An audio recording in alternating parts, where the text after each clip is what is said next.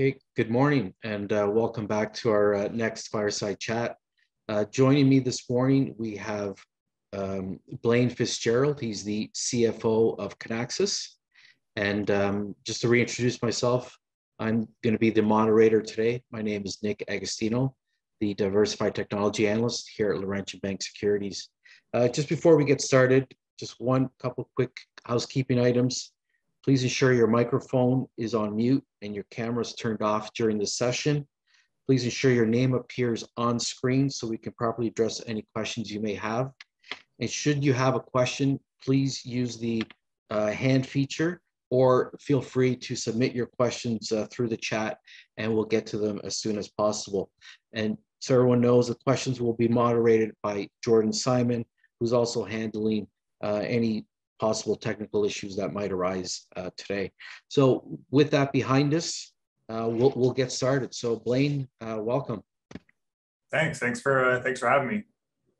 So first question, and it's a question I asked earlier with regards to another, I guess, participant in the whole supply chain space, and that is, now that we're 2 years into the pandemic, maybe talk about what you have learned about your customers and the market that maybe you were not aware of or did not anticipate pre-pandemic. And then at the same time with that question, kind of flipping it upside down, what's been your customers' approach to, how has your customers' approach to supply chain management changed? And do you think it's going to be sticky as a result of this pandemic? So maybe the catalyst that might come off of this that's driving stronger adoption from those customers?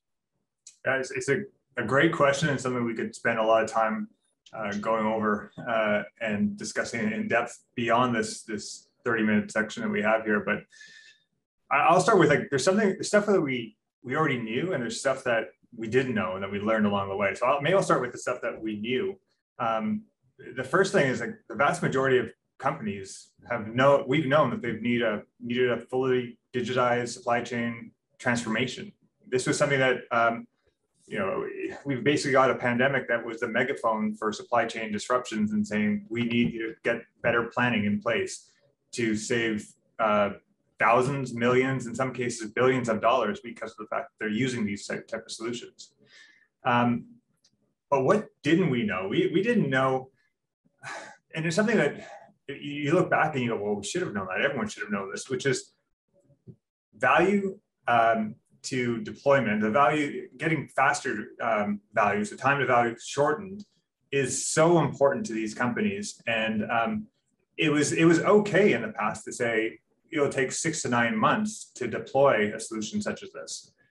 And then you have something like the pandemic that happens. And there's fires everywhere, and people are saying, I can't wait 69 months. This is impossible for us to do this. We're just going to figure it out ourselves. And we quickly changed directions, and we came out with Rapid Start, which you've probably heard about quite a bit.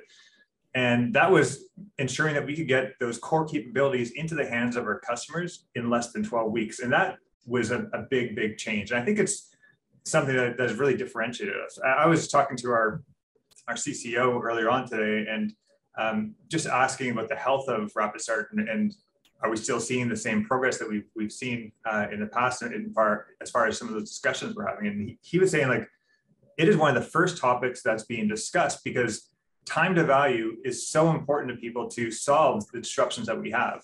And so, you look back again and you say, we should have always known that we should have been working on something to get that time to value even sooner. But I think a lot of companies have been okay with saying that 6 month to 9 month timeline is okay. And I even got an email from SAP a couple months ago who said that they could give me a new ERP and deployed for that in 23 weeks or less. And the first thing I thought is, well, number one, we're not moving, but 23 weeks or less is when we're as busy as we are right now. It's hard to stop your business and wait for that. So,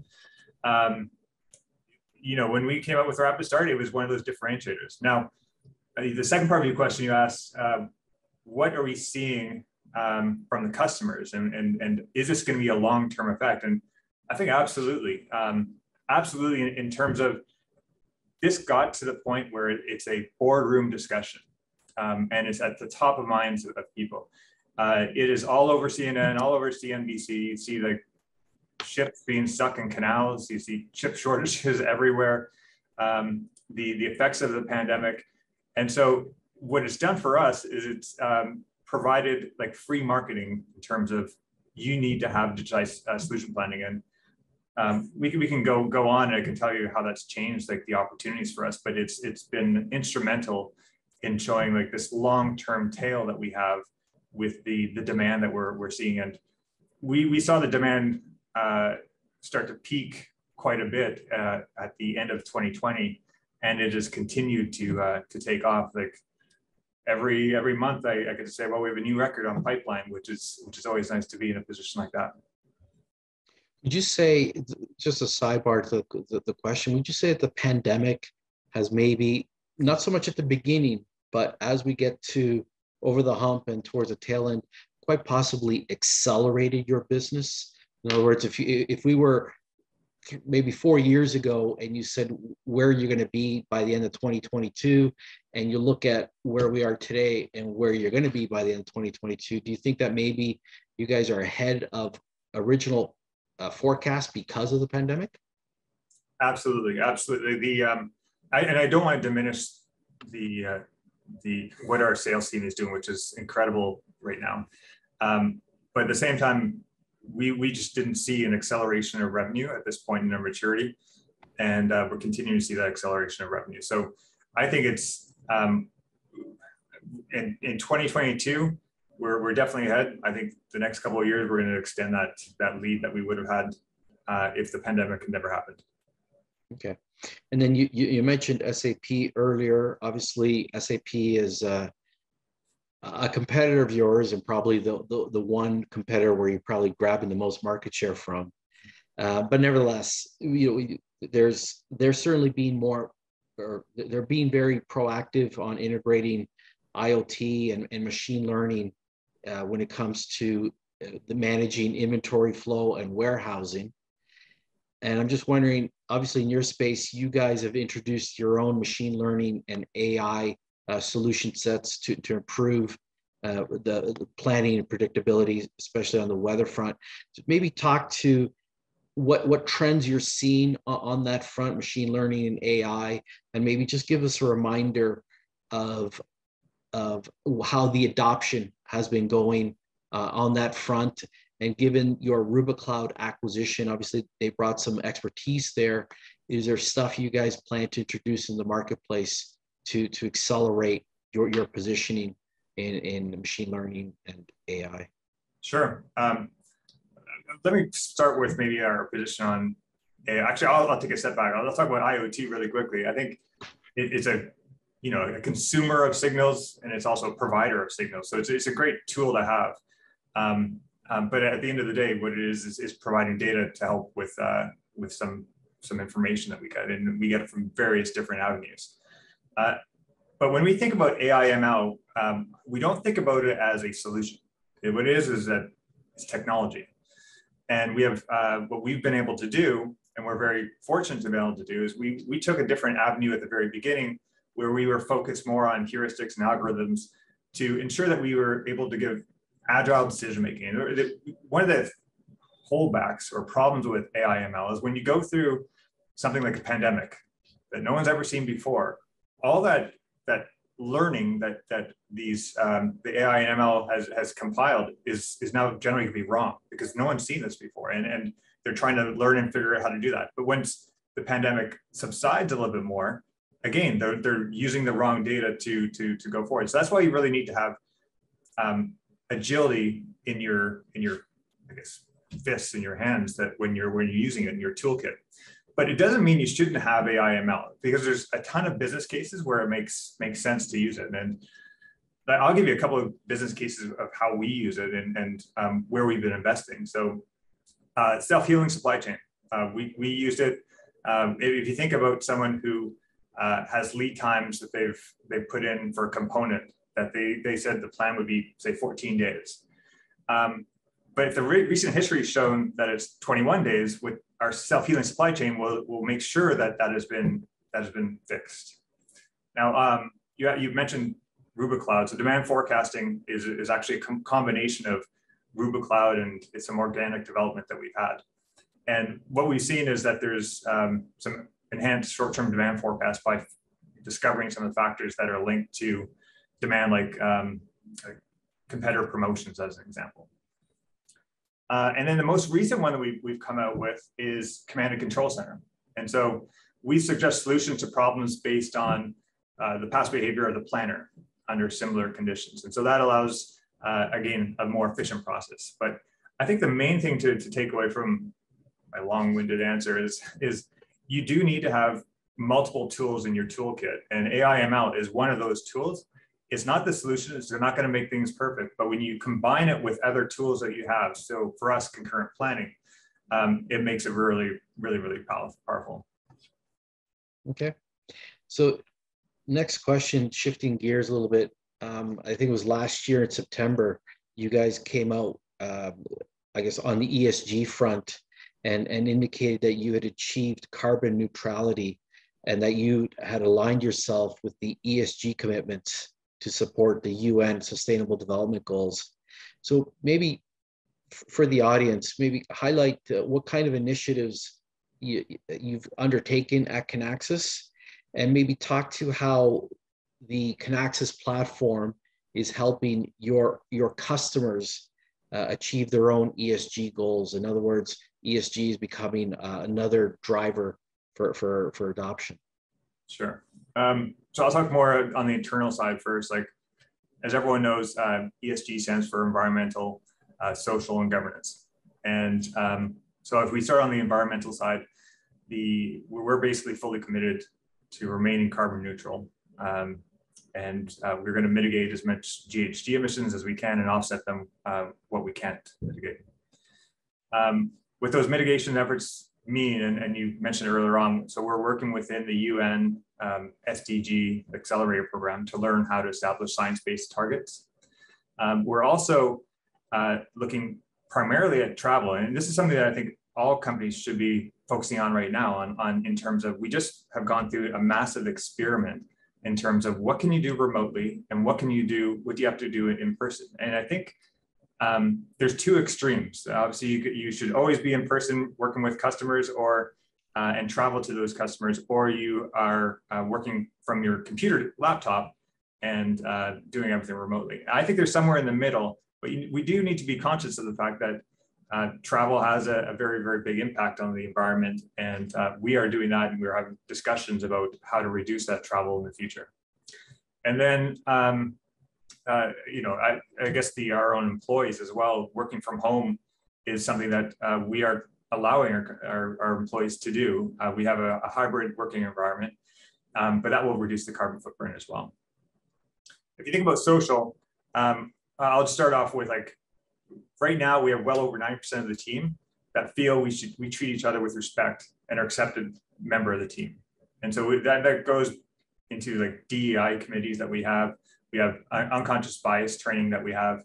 And so that's where we've been focused on the social side. And we're very happy with how that's been going so far. On the governance side, I mean, we have our nominating and governance committee that's in place.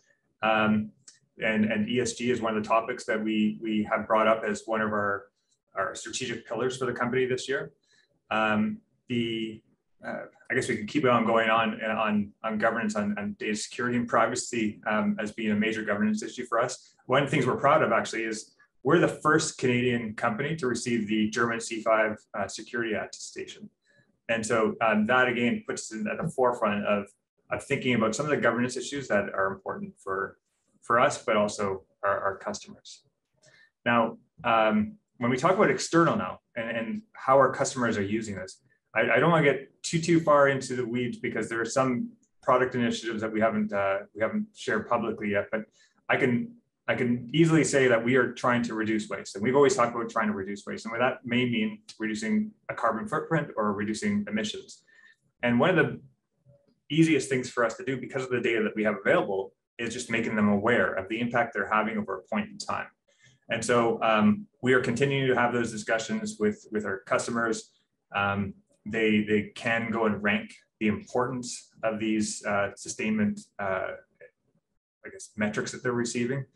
And that's, again, making their teams aware of the impact they're having.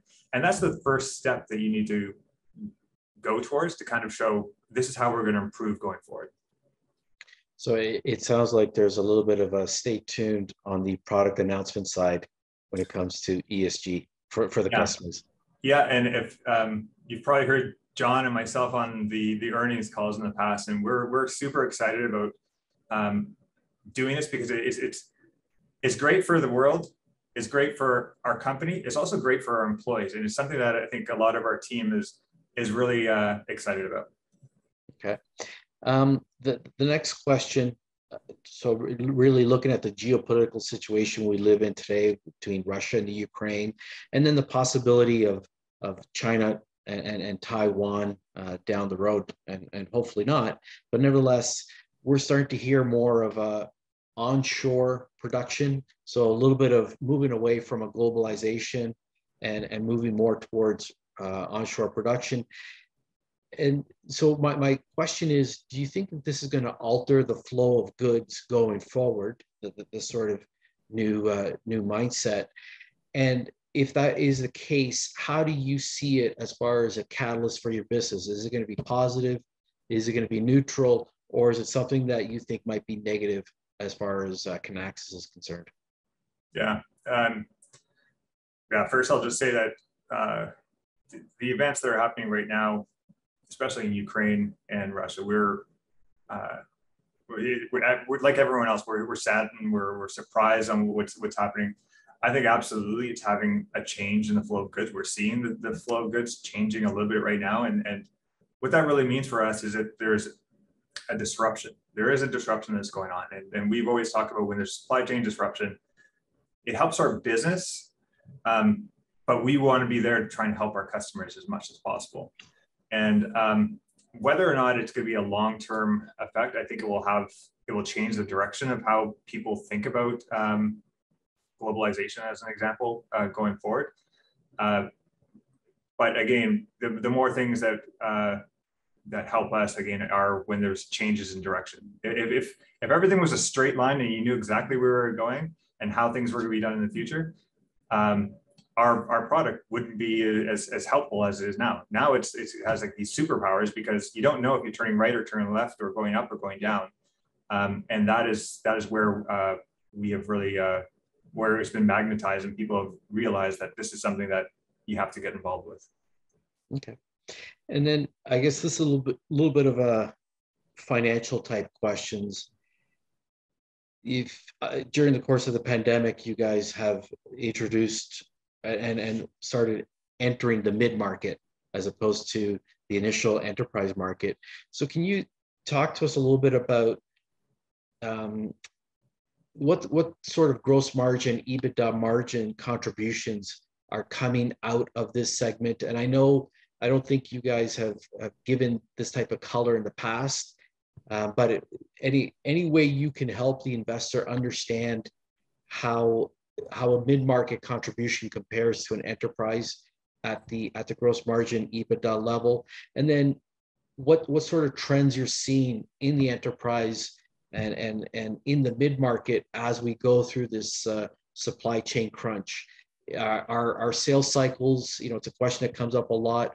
Are sales cycles starting to shorten in any one of those two areas? And specifically on the mid-market side, are you starting to see stronger adoption as a result? Sure. So I'll start with, we had an amazing year in 2021 for new name accounts that came on board. But that was split differently than we'd ever seen before. In the past, we had the vast majority of our customers coming from enterprise. And in 2021, it became a 55% enterprise to 45% mid-market. And so you asked with the gross margin and EBITDA, I can say that they're pretty much the same. And it's because of offsetting, I guess, benefits and costs that take place. And you mentioned sales cycle. Sales cycle is an extremely good example of mid-market. The sales cycle is much quicker than the sales cycle for enterprise, and everyone should expect that. And so that allows our teams to get in place and get up and running a lot quicker. But what we've seen is, again, the gross margins are fairly similar in both cases. The major impact that we're having right now is having to fund in advance our workforce to sustain the growth that we're seeing. And that means ensuring that we have the support team in place, the professional services team in place, getting them ramped up to make sure that they can support our customers, as well as on the gross margin side. Obviously, it's not going to hit EBITDA, but on the gross margin side, any amortization that we might have for the data centers. And so what we're seeing is just a pull forward of costs to deal with the ramp that we're seeing and the acceleration that we're seeing in new customers, as well as obviously the revenue they bring with them. Okay. I think we probably have time for one, maybe even two more questions. So I'll try to squeeze two in. Yeah. When it comes to rapid start, rapid response, you mentioned rapid start earlier. Obviously on the calls, you guys talk about how rapid start, and specifically with the mid-market, it has been a very valuable tool for that initial adoption. Can you talk about the conversion rate, if you will, between guys that start with rapid start and then do the full-on rapid response deployment, what that looks like, or are guys just staying with the rapid start? So what that conversion rate looks like, and where you're seeing the conversion, what is driving the clients to leapfrog to the bigger platform? Yeah, so good question, and I'm happy you asked it, because it's always a point of clarification we like to make.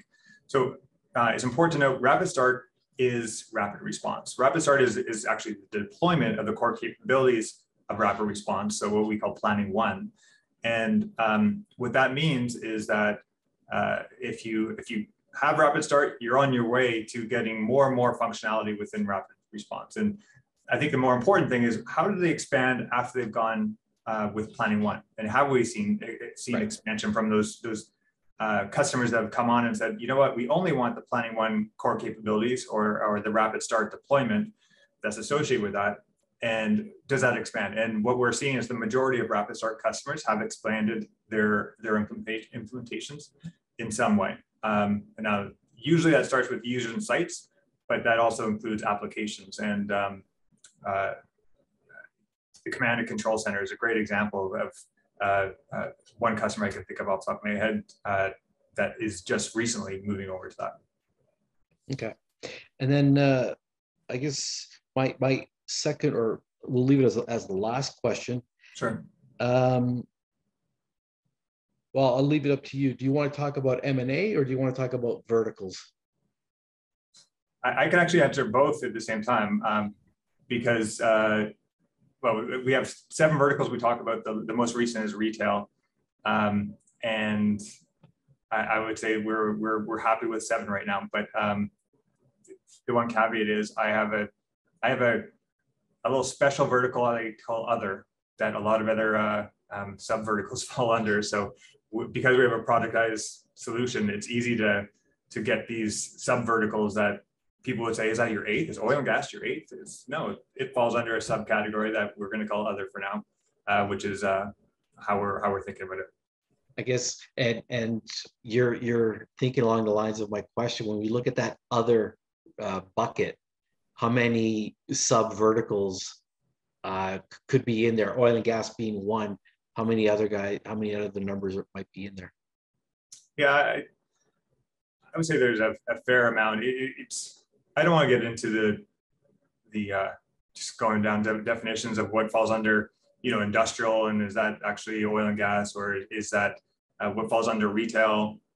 Is that something else? And so I would say that we have a fair amount. We have quite a bit, and people will be surprised by how many different and diversified types of companies that we do have. But it sounds like you could be touching another 5 or 6, maybe even a dozen that could be within your other, that could one day take on a life of their own, similar to the other 7 verticals that you're currently in. Yep, absolutely. I think there's there is ultimately, I think any company that's in this area really wants to say, we can handle every single company that's out there, any type of vertical that's out there. And so, we'll have to have some specialized vertical features that we'll have. But ultimately, what you really want to be able to do is say, we have just one category. It's called other. It's everything. And that's the direction where we're trying to head in. Okay. And then just because the M&A question, in 30 seconds or less, do you need, much like you did with RubaCloud when you acquired it to kind of strengthen your position on the retail side, is there an M&A piece you guys need to go out there and acquire that's going to help you guys bring along something in the other category more and more to the forefront? And we'll leave it there. Sure. I think it's unlikely that we would try and do another acquisition. I mean, retail is so big. When we look at our total addressable market really quick, like we have 2,000 customers before we added retail. We added 1,000 potential customers. So then we were at 3,000. Then you get mid-market, we got to 7,000. Then you add our value-added resellers, and we're up to almost like 20,000 customers. What we were really doing is focusing on a massive vertical being retail and saying, we need to dip our toes in this because there's a big opportunity. But I don't think there's another vertical that we are focusing on at this stage, and that we would try and do an acquisition to get into it. Okay. Well, we'll leave it there. Thank you so much again for joining us today. I want to thank all the attendees also for joining us today. We will conclude this presentation, and I'll just remind everyone that our next presentation starts at 11:45, and that'll be with Descartes. So thanks, everyone. Thanks a lot, Nick.